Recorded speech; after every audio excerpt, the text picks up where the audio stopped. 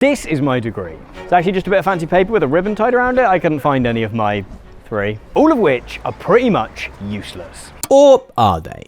The answer to what a university degree is actually for has always depended a little bit on who you ask. Ask a student and they might tell you it's about increasing your earning potential, or spending 3 to 4 years getting drunk.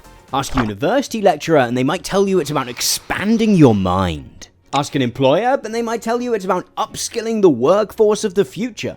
Ask a politician and they might tell you it's about social mobility. Ask me my 3 main priorities for government, and I tell you, education, education, and education.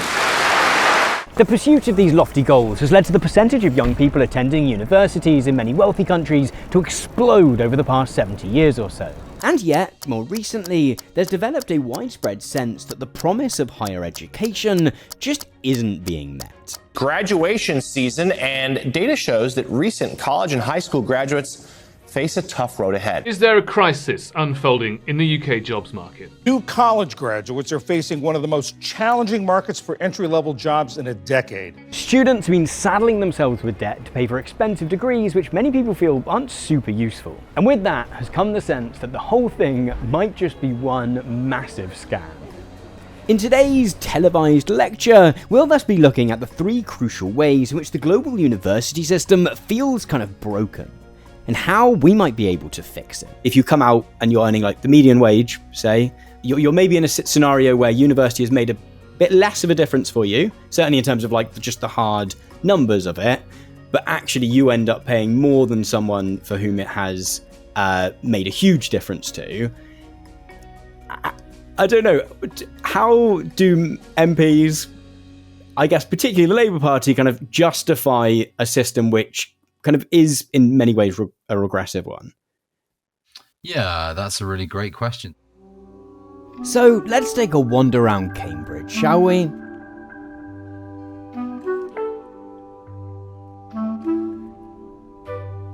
The way I sort of see studenthood is it's almost like a service to our society, right? Like you choose to take 3 years for a lot of people, primarily your youth, to upskill, to learn more, so that you can go into roles that contribute to improving our society. The idea that you have to pay and bear the brunt and the cost of that is ludicrous. This is Amira Campbell. Amira is president of the National Union of Students here in the UK. So we run as a membership organisation, and we represent somewhere between 4 million and 7 million students across the UK. I called up Amira to get her perspective on some of the pressures that both universities and students are currently facing, both in the UK and around the world. And it seemed like the most obvious topic to start with was the most emotive: tuition fees. I guess the best way for me to describe what's happened is that a sector that has always cost a fairly large amount of money has suddenly found itself in a model, I say suddenly, or gradually put itself into a model in which students bear the brunt of the financial burden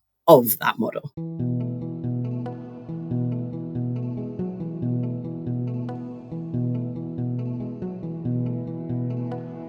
For those of us in countries like the US and the UK, where going to university has become exorbitantly expensive, it's easy to forget that this isn't the case everywhere in the world. In fact, globally, there's a pretty stark divide between countries in which higher education is one of the biggest purchases you will ever potentially make, and countries in which tuition is either free or costs vanishingly little. Students in Norway, Sweden, Germany, Denmark, Finland, Austria, and Greece all pay absolutely nothing for their tuition. Other countries ask for only a minimal contribution. Public universities in France, for example, charge an endearing €170 per year.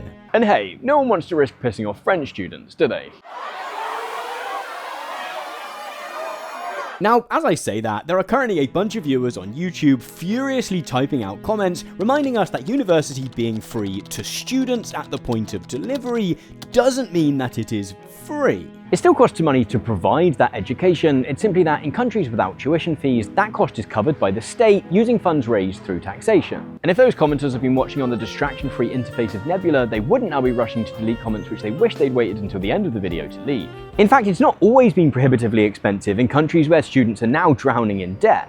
And so, you go back to a time not that long ago, we're talking 20, 30 years ago, where there were no tuition fees, right? People could access education for free. And those same people that access free education have now developed a system in which students bear the brunt of it. Amira told me that there are a couple of reasons that some countries have opted to move away from a model of free or low-cost tuition. Namely, we've got the systemic underfunding of higher education through time, which has then led to essentially universities having to find different sources of funding to subsidize the activity that they want to do, whether that's research, whether that's teaching itself.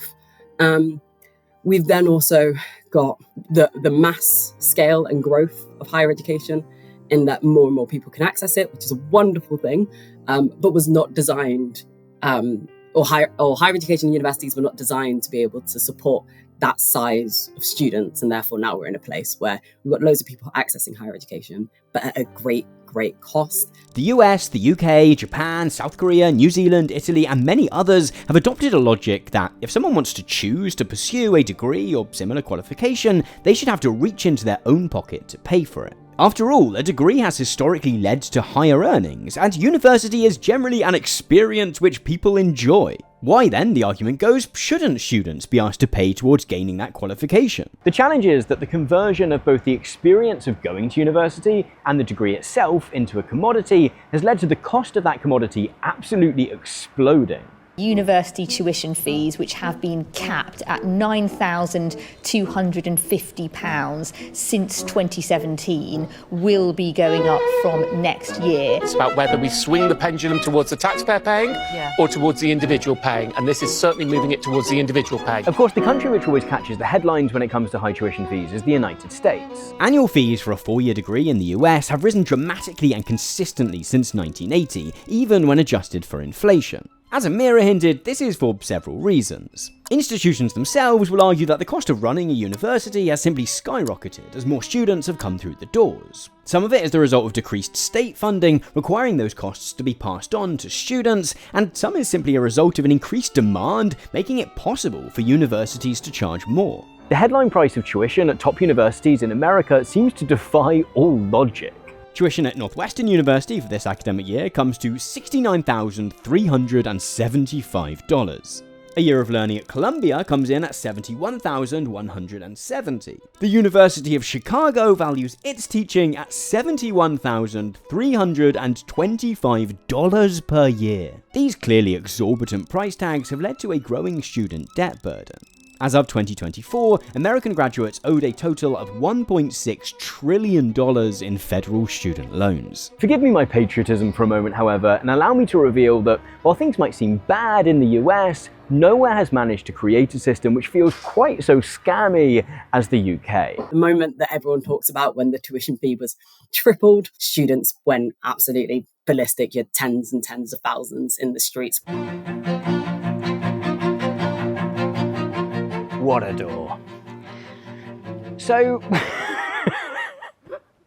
do we just do that? Do we just have that? From the end of the Second World War until September 1998, students in the UK could go to university and pay not a single penny in tuition. This began to change in 1998 under Tony Blair's government, who allowed universities to begin charging fees of up to £1,000 a year. That's around $2,000 or $2,700 in today's money. That later leapt up to £3,000, and then £3,375, and then, in 2012, MPs have voted for the controversial rise in university tuition fees. That headline figure of £9,000, and we have two examples here. Tonight, pockets of students had gathered outside the Treasury building.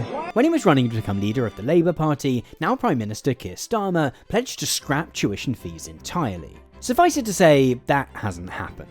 And in fact, as of this month, the government has hiked fees once again, from £9,250 a year to £9,535. Which might sound like it's much lower than the exorbitant fees charged by many universities in the US. But the difference is that the number of students who actually pay the quoted sticker prices for any given course in America is vanishingly small. For one, all of the institutions I mentioned a moment ago are highly selective private institutions. And nearly 3/4 of US students go to public universities, which tend to charge much lower fees. As things stand, these average out at a slightly less eye-watering $9,750. That's about £7,250 for the Brits watching. The American system is also fairly liberal with its use of financial aid to help students cover fees and living expenses. Northwestern, for example, states that most students from families which earn under $150,000 a year end up having their tuition fully covered. There's a widespread belief in the UK that at least the English university system isn't quite as exploitative as that in the US. And yet, in many cases, that's just not true anymore. Tuition is often just outright more expensive in and of itself, and scholarships basically don't exist beyond a few £100 here or there. Any support you do get from the government is in the form of a loan to be repaid. But there's something worse than the simple matter of how much students in England pay for their education, and that is how. Because if you're watching from outside the UK and you already feel like university sometimes feels like a bit of a scam, nothing can prepare you for the workings of the English student loan system. In fact, it's so complicated that we're going to take a brief trip home so I can explain in comfort.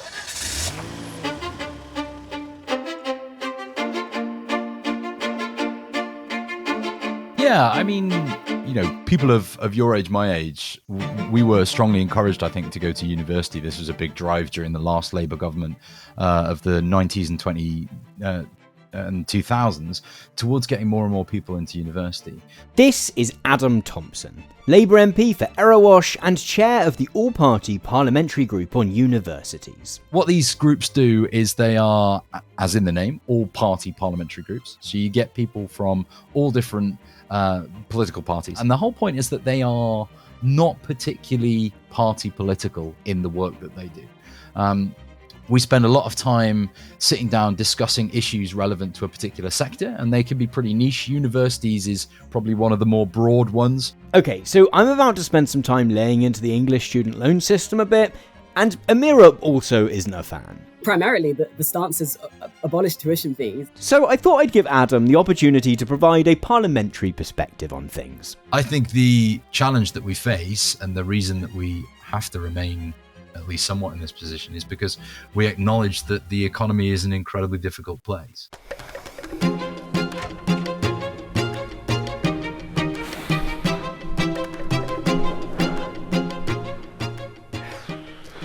So, on the surface, going to university in England usually involves taking out a loan from a government-run body called the Student Loans Company.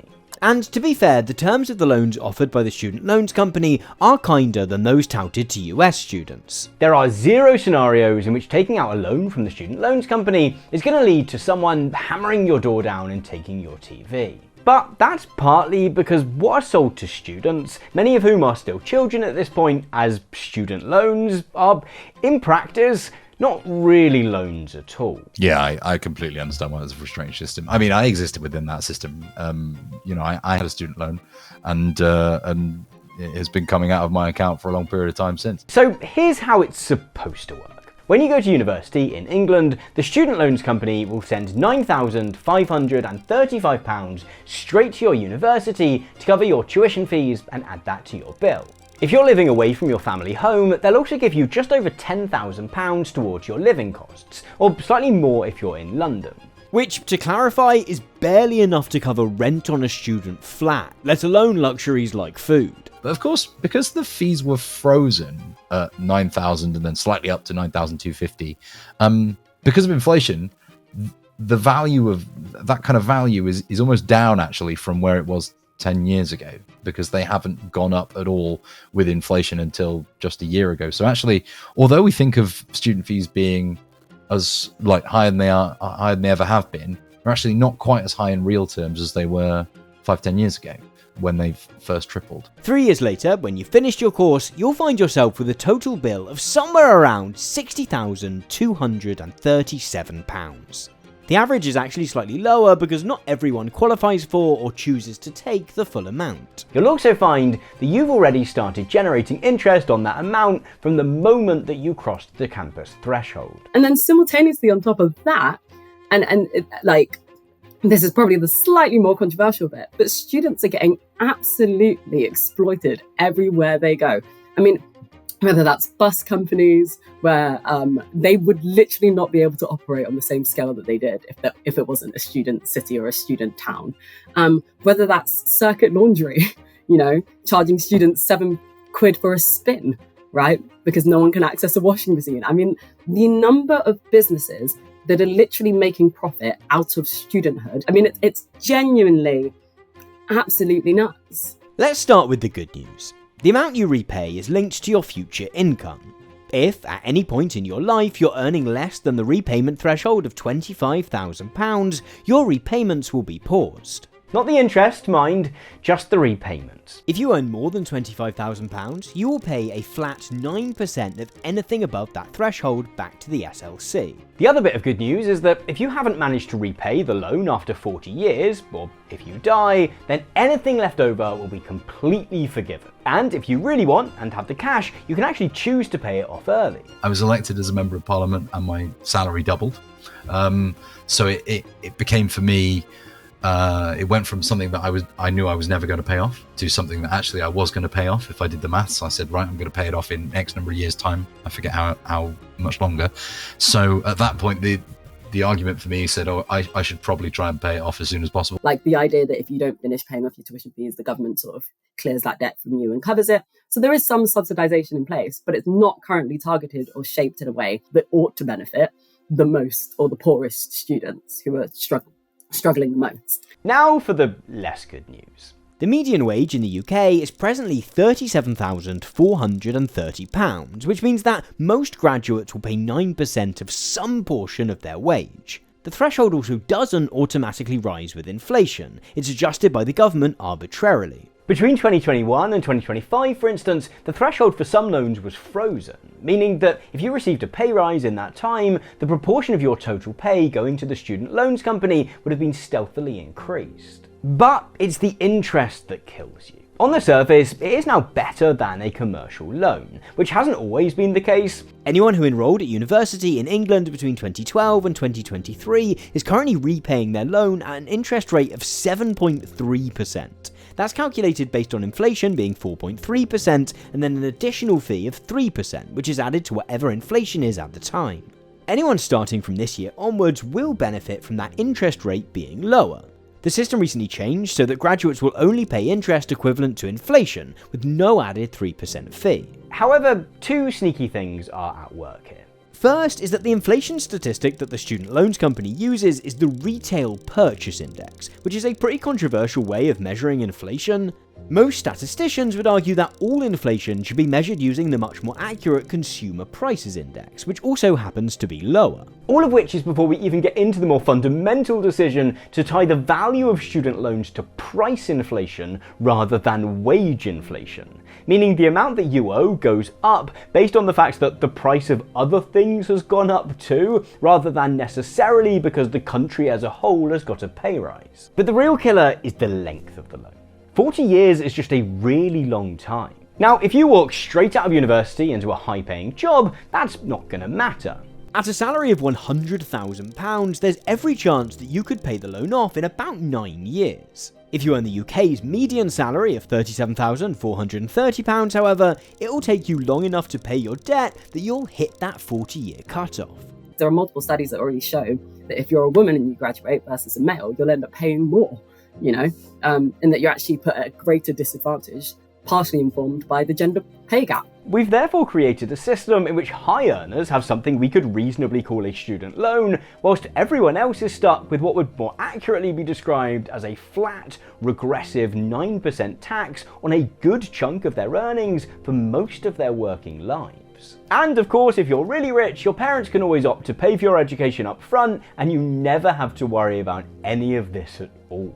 Is there a recognition, either from yourself or kind of wider members of the APPG or like wider Labour Party, wider Parliament, is there like an understanding of why that might be a frustrating kind of system? I personally think of it within the concept of it being a graduate tax, quote unquote. We have to be a little wary of just talking in semantics and calling it whatever we feel like is not going to change the nature of how it actually works. But yes, I think you're absolutely fair. in saying that to many this functions like a tax for some period of their life that they pay following university. I don't think that's controversial particularly. I do think, and the government has said this, the system is clearly not functioning well at the moment, and evidently needs looking at again. So yeah, this idea that student loans are a bit of a scam certainly doesn't come from nowhere. I think, sorry, just to push you on it a tiny bit more, because outside of the question of like whether students should contribute, I guess we have a system wherein, if just because you've brought up the example of yourself, I guess that you've sort of been through university, that's allowed you to earn a larger salary, and you've benefited from a little bit of inheritance.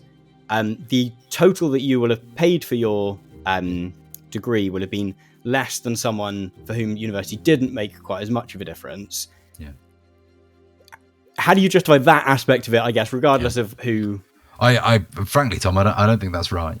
I would like to see that system rebalanced. I work within the system that I'm presented with, and did that because it was right for me at that point in time. But I would like to see that system change so that it isn't like that. Right. Back to Cambridge, I guess.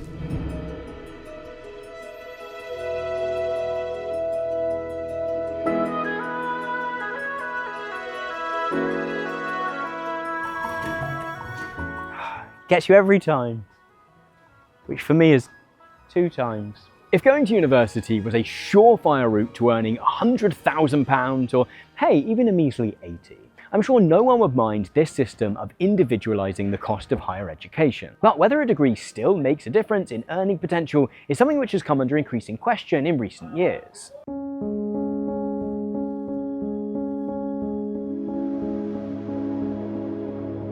For much of this year, there's been growing alarm about a graduate jobs crisis sweeping many economies. Over in America, the unemployment rate for recent graduates currently sits at an unusually high 5.3%. Alarmingly, that's higher than the unemployment rate for the general population. Companies seem to have just stopped hiring graduates, and it appears something similar is happening in many other countries too. Very quickly, a bleak narrative has emerged of graduates graduating to, well, nothing. We're also seeing in general across work that young people are struggling to access jobs, right? Full-time work. I mean, en masse, I have friends, colleagues, left, right, and centre who are jobless living at home because the reality is they are applying and applying and applying, and they are not getting the jobs. They do not naturally already have the experience required. The threshold for accessing work is getting higher and higher, further and further. And this is a wider picture about the job market in the UK right now, full stop. That means that a university degree is no longer confirmation or assertion that you are going to be able to access work. Now, there is some context to all of this. In the UK and the US at least, unemployment across the board has been gently rising for some time. And there are several much talked about explanations which have taken a lot of the blame for this. Most obviously, the rise of AI. Most obviously, the rise of AI. It's definitely a huge topic these days. Let me know if you want to dive deeper into that or anything else. Bit of ad-libbing there. But we've also had a bunch of years of high inflation and increased non-employee costs for businesses, which are likely to have made them much more hesitant to go on hiring sprees. America also has a problem with older people simply refusing to quit. Someone should make some kind of film about older people refusing to relinquish their grasp on society.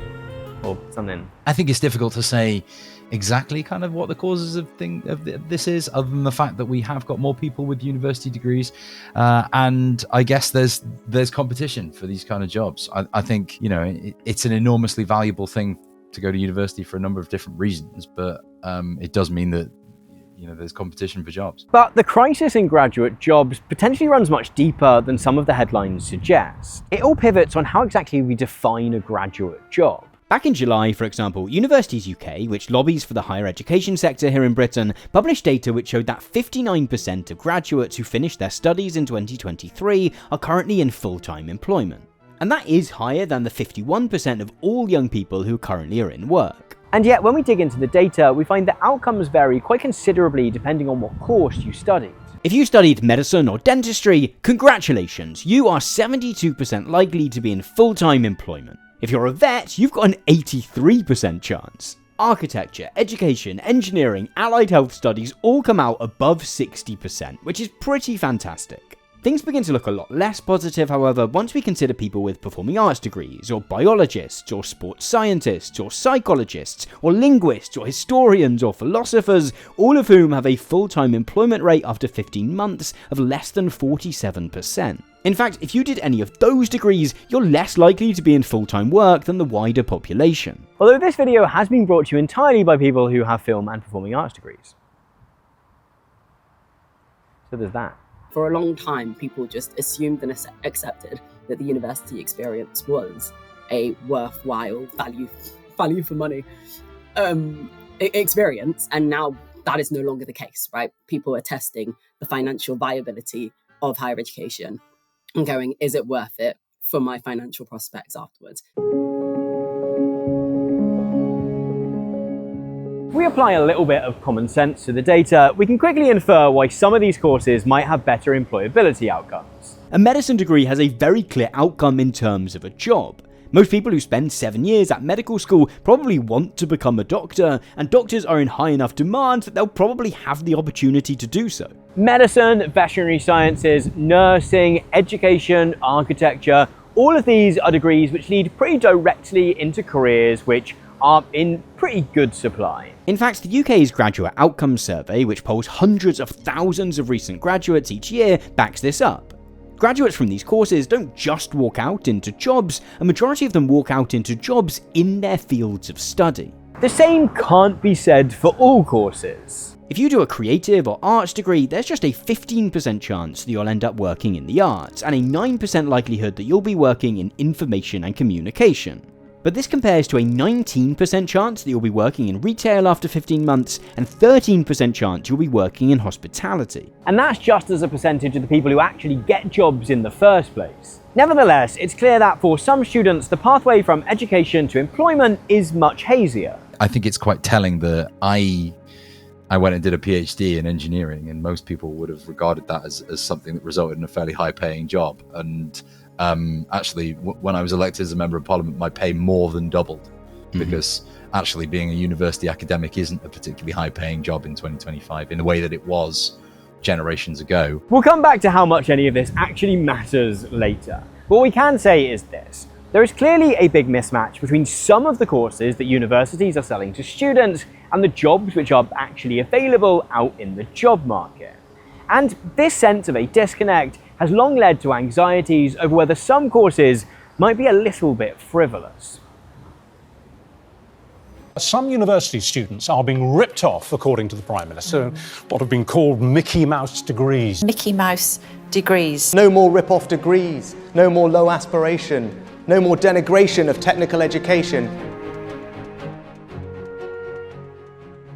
In 2003, then Universities Minister Margaret Hodge caused a stir when she referred to some courses as Mickey Mouse degrees. The Labour government at the time was pushing hard to try and reach a goal of more than 50% of young people going to university. Hodge suggested, however, that there was the danger that, in pursuit of this goal, some students would end up studying courses in which, she said, the content is perhaps not as rigorous as one would expect, and where the degree itself may not have huge relevance in the labour market. Hodge didn't name any specific courses, but the idea caught on, and a similar narrative has established itself in other countries too. A popular narrative in the US at the moment is that many courses have simply become vectors of woke indoctrination. Whatever the motivation, we periodically see media panic surrounding courses which the press deem to be a little bit silly. Harry Potter, Taylor Swift, Minecraft. The implication is usually that these courses are the sign of a university sector which has in some way lost touch with the working world. I think you're right in saying that comes from the political right, and my experience as a university educator and certainly a member of parliament in the Labour Party on the political left, that's not an assessment that I think I would necessarily agree with. There's a variety of different courses available from universities, but I think having worked in the university space myself for 10 years, the vast majority, in fact, frankly, every course I came across was inherently valuable in some way. And I think there's a lot to be said of the value of a university degree regardless of what the course is, in terms of extra things that it provides to the students. The caveat, of course, is that the courses which come under the most scrutiny often aren't whole degrees. They're usually optional modules in a second or third year. Most of them, when you read about them, actually sound really interesting. Harvard's module on Taylor Swift sounds pretty great. It's also fun context that Margaret Hodge, who started this moral panic in the UK, got a third-class degree in something called government studies and then made it partway through a postgraduate degree in philosophy before dropping out. Very much do as I say, not as I do. And yet there are plenty of people who feel like the connection between qualification and career should be far, far more robust. We are very, very pro apprenticeship at the moment. We've done an awful lot of work establishing the new Skills England, which is about kind of expanding the apprenticeship model, reorientating it so it works a little bit better.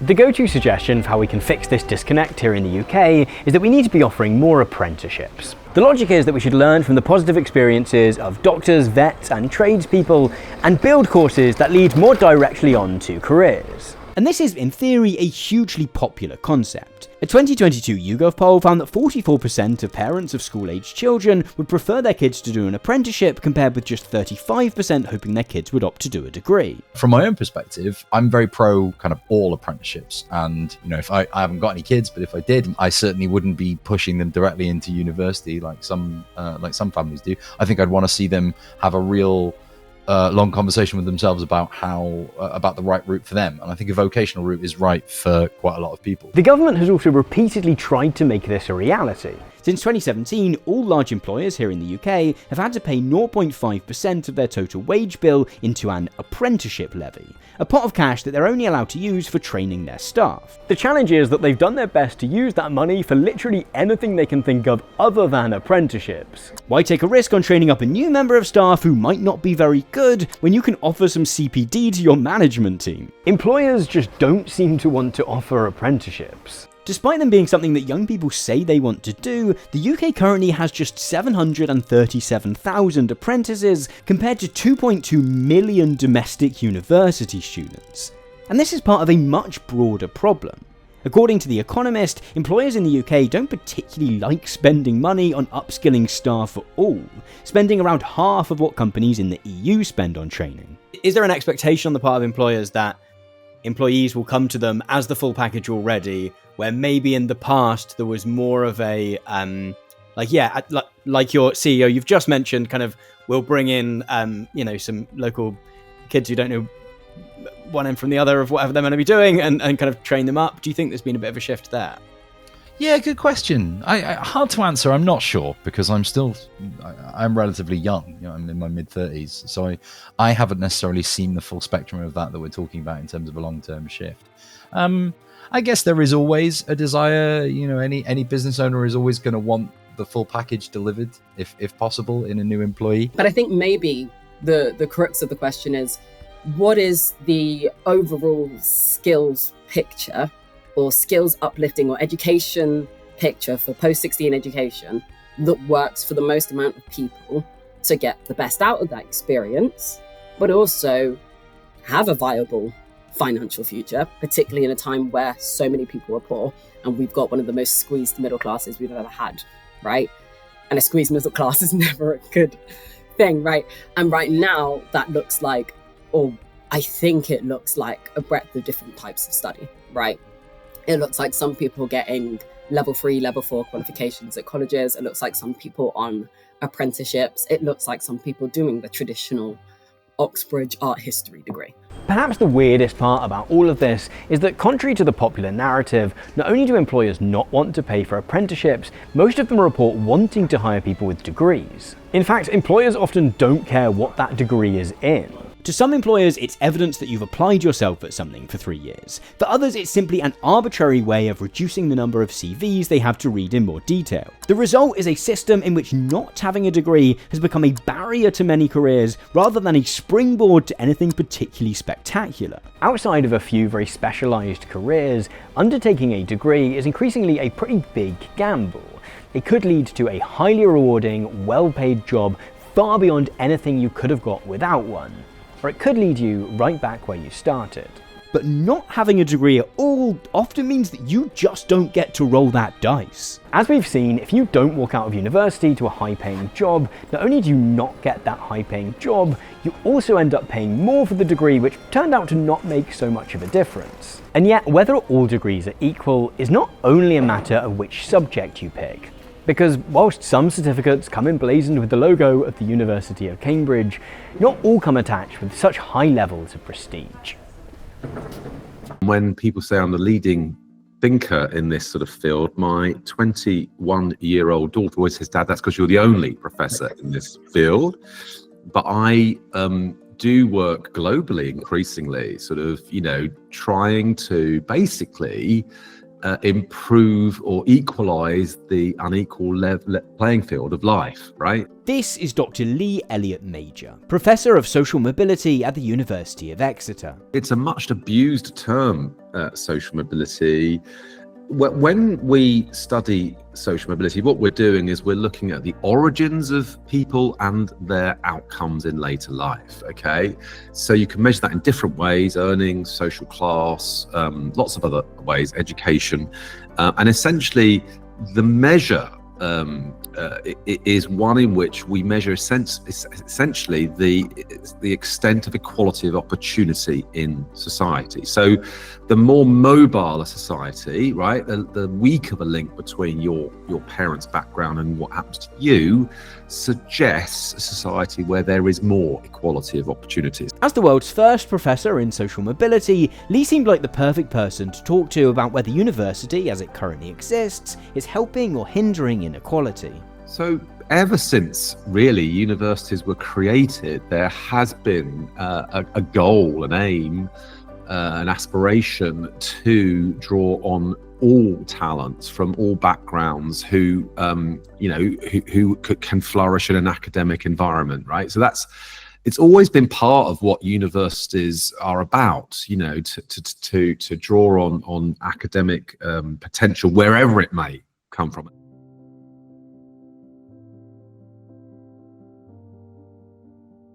One of the key impetuses for governments encouraging more people to go to university is that historically it's been one of the surest ways for people from working class and low-income backgrounds to achieve social mobility. It's no coincidence that there are multiple films, books and TV shows explicitly about working class people going to uni and going up in the world as a result. Hey, what you get? A and 2 Bs. Doing so, however, generally means needing to increase capacity, expanding existing universities and building new ones in order to ensure there are enough spaces for all the new students that are being encouraged to do degrees. In the UK, the power to award degrees used to be closely guarded. For an institution to become a university, it had to be granted a royal charter, or if you're as old as the University of Cambridge, a papal bull. Universities come in different shapes and sizes now, which should be a really exciting thing. We have universities that maybe we ignore Oxbridge, the Russell Group. We've got universities that are technical institutions. We've got universities that specialize in medicine and different sorts of different things. We've got our post-90s universities. We've got our postmoderns. We've got our universities that used to be polytechnics. Starting in the 1960s and then accelerating in the 1990s, the government here have made the process of becoming a university progressively easier. The plan was informed by a kind of Saltburn logic, that if you could get more working and middle-class people to go to university, then the lower orders could pull themselves up by their bootstraps, metaphorically murder the social elite, and we could all live in beautiful classless harmony. Suffice it to say, that hasn't happened. It turns out that renaming Nowhere Upon Nothing College into the University of Nowhere doesn't make people view it with the same reverence as Oxford. In fact, when I said Oxford just then, 100% of you watching thought that I was talking about the University of Oxford. None of you suddenly thought about Oxford Brookes. I know it was weird to make that one about Oxford rather than Cambridge, but I don't think it would have worked as well with Anglia Ruskin. It doesn't matter that some of these institutions are very good. It doesn't matter that a lot of them are more progressive in their approaches to teaching than the stuffier institutions. Brand, prestige, and social milieu matter. Building a system in which there are more universities and more people going to those universities has meant that having a degree or not has only become as important as where you got that degree from. If you look at the data on who gets to the top of society defined in this way, the journalists, the politicians, the lawyers, the bankers, whatever it is, the judges, they still come disproportionately from those highly select universities. And if we don't have more diversity in the people that shape our society, then you'll have less empathy and, in my view, less action to address things like, poverty, inequality, lack of social mobility, etc. So it's really important that we have diversity, socioeconomic diversity, as well as other diversity in those really elite institutions. I am one of those MPs that went to a Russell Group university and ended up in Parliament, and I realised that I'm in the majority. I didn't go to Oxbridge, but I did go to a Russell Group, and I think it's very difficult because I would like to see a broader representation of people from different backgrounds in Parliament. I think that would be very, very positive, and I am also aware of the fact that those backgrounds have narrowed a little bit. We've got less people from vocational working class backgrounds than we maybe used to. The most obvious challenge is that employers simply aren't blind to the institution which awarded your qualification. Not to really rub Oxford Brookes' face in it, but most particularly high-end corporate employers would be a little bit more impressed if you had a degree from the place down the road. Many top universities will now advertise the fact that certain employers specifically target graduates from their institutions when recruiting. A reasonably strict hierarchy has emerged between institutions. Here in the UK, Oxford and Cambridge obviously sit almost unrivaled at the top of the tree. Below that sit the so-called Russell Group of 24 research-focused universities, and from there, perceived reputation tends to decrease with age. In most cities with more than one university, it is very clear which is the most respected. There are countless bodies which try and rank universities based on more fluid outcomes. However, the UK, it turns out, is just a big fan of good old-fashioned snobbery. Although Britain also isn't entirely unique in that. These lists exist everywhere, and yet old prejudices remain. Vanishingly few Americans, when they refer to the Ivy League, are talking about those universities' arrangements when it comes to intercollegiate sports. You see the same socioeconomic divides wherever you look. So if you look at the Grande École in France, or the C9 universities in China, the Ivy Leagues in America, India's IITs, their institutes, honestly, it's quite depressing actually how little change there has been in terms of intakes into those very elite institutions. If one of the reasons you go to university is to try and achieve some social mobility, then where you go continues to be extremely high stakes. The scenario in the UK is illustrated by this chart. It plots the success rate in terms of disadvantaged students becoming high earners against the access rate of disadvantaged students being able to secure admission to that university in the first place. What we see is that the universities which are most likely to be a path to social mobility are also those that are the hardest for poorer students to get into. 28% of the students who study here in Cambridge are already from backgrounds which have enabled them to go to fee-paying private schools, and Oxbridge is even worse, despite just 7% of people in the UK going to private school. All of this is made worse in the UK by the fundamental issue of tuition costs, which we talked about earlier. When tuition fees were first introduced here in the UK, it was initially imagined that the cap set by the government would be just that, a cap. Universities like Oxford and Cambridge would charge what is now the maximum tuition fee level of £9,535 per year, and then other institutions would set their rates based on the perceived value of both a degree with their name on it and the student experience which came with getting that degree. It was, after all, meant to be a market, with market prices which would change all the time. The challenge is that attempts to encourage more people into university have been so successful that there's never really been any shortage of students for universities to fight over. The result is that there's no incentive for any university to charge less than the cap. We therefore find ourselves in a scenario where a degree from the University of Cambridge, which the data shows us has the potential to do wonders in terms of social mobility, costs the same as a degree from any other, less prestigious university, which, though the teaching might be absolutely fantastic, is likely to have much less of a significant impact. The current book I'm writing is really taking the big picture look. What are the generational patterns that we're observing across the world, not just the UK? And I think it's just important to understand that. So a lot of young people are now questioning the whole education thing. So there's many reasons for this, but what we're seeing in the social mobility trends, when we're looking at those over a number of generations, wealth inequality is now much more stark than it was a generation ago when I was younger.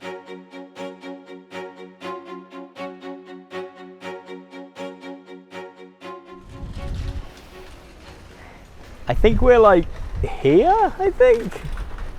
What's clear is that the role of university has changed massively over the past half century. What used to essentially be finishing schools for the elite have had their doors kicked down for the rest of us. Most people can agree that that is an immeasurably good thing. And yet, the way that we've chosen to do that has been the victim of a whole series of compromises which take this glorious revolution in education and make it much harder to be wholly positive about. As things stand, it feels like higher education in the UK at least is being pulled in two opposite directions. One path sees us effectively scrap the whole degree model and replace it with strictly vocational training.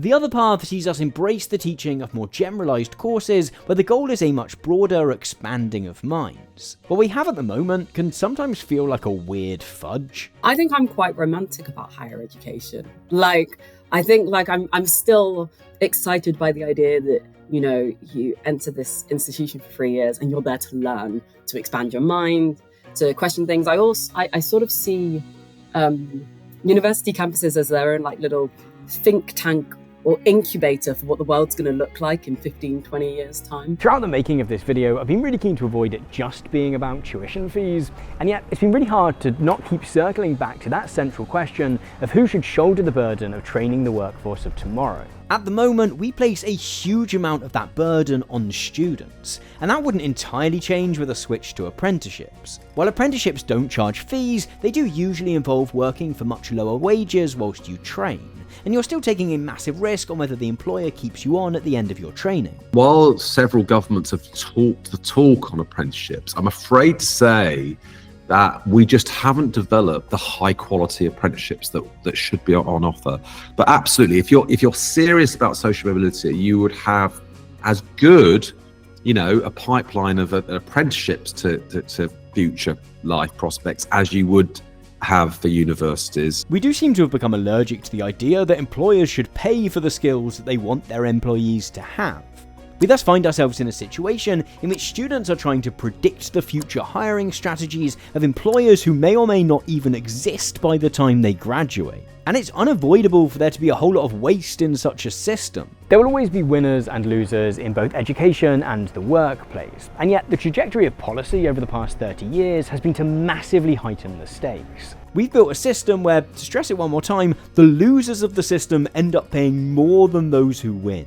It is a really difficult problem, as we were saying at the start. You know, I would love to see it where it wasn't quite so individualized, but I think we are in a position where the balance is about as even as it can be within the economy that we exist in. And you know, I understand why lots of people actually don't want to see free education for everybody. I think I disagree with those people, to be perfectly honest, but I do understand why we are in this balanced situation, and I think we are getting that balance. Maybe it's not in the right place, but it's you know, I'm confident that the government is doing everything to put that balance in the right a place as it can do. The reality is that, against the doom and gloom narrative, polling shows us that both graduates and employers think that university education is still incredibly valuable. Just 8% of graduates say they regret going to university. For people who don't think university is worth it, they say the main barriers are cost and the prospect of debt. If university increasingly feels like a scam today, you can't help but feel it's largely due to the huge amount of risk that we've started placing on individual students' shoulders.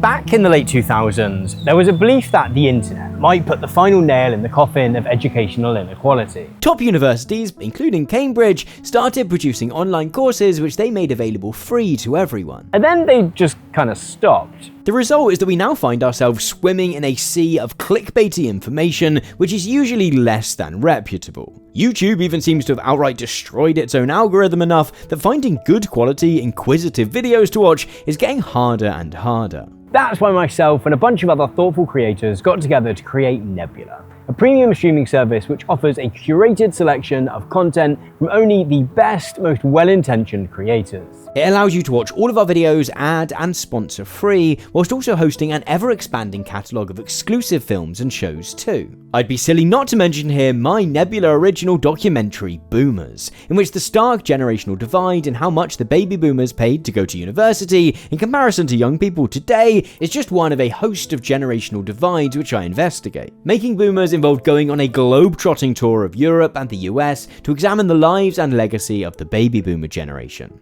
Why does their grip on society seem so strong, and will it ever weaken? It was such a blast to make, and I think you'll really love it. Boomers is joined by other documentaries, dramas, and game shows in a slate of original exclusive programming which only gets more exciting by the month. All of us involved in creating Nebula are not just creators, but also viewers. And so we've really tried to create an experience which is really meaningful and enriching, rather than just trying to keep you on platform for as long as possible and extend watch times for the sake of it to sell you more and more ads. We've also always been keen to keep it affordable. If you sign up using my link, go.nebula.tv/Tom Nicholas, an annual plan to Nebula comes out at just $3 per month. That's so much less than Disney or Amazon or Netflix, and with no hidden additional fees for 4K or for no ads.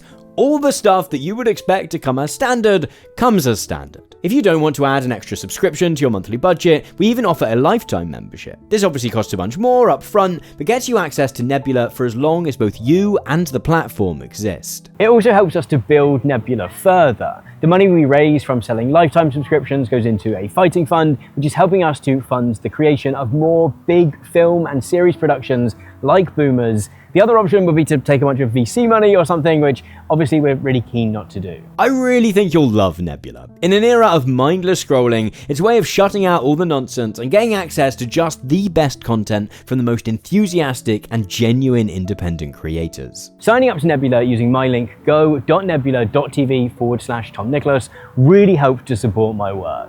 Not only do we get paid more every time someone watches one of our videos on Nebula rather than on YouTube, but we also get a little kickback every time someone uses that link, meaning that I can continue to pay people to follow me around with cameras and clipboards. That link again is go.nebula.tv/Tom Nicholas. Thank you for watching so much once again, and I'll see you over on Nebula. Thank you so much for watching this video. All that's left for me to do is to say a massive thank you to my top tier supporters over on Patreon, who are Richard, Gary, Dick on Spain, Bill Mitchell, ZC Reese, Zoe Alden, Alexander Blank, Neil to Buildguard, Sophia R, Sergio Suarez, Richard Rapoon, Amit Singh Parahar, Gabriel Koch, Jimmy Dunn, Fiasco Linguini, Agent Maxwell, Glenn Sugden, Emil, Jarabar, Yillamson, Paulius Edicus, Sam Fortunato, and Sondre Yarsin-Jean. If you want to join them in getting early access to bits of videos that we're working on, copies of scripts to them, my weekly blog, The Friday Update, then you can find out how to do so at patreon.com/Tom Nicholas. Thank you so much for watching once again, and have a fantastic week.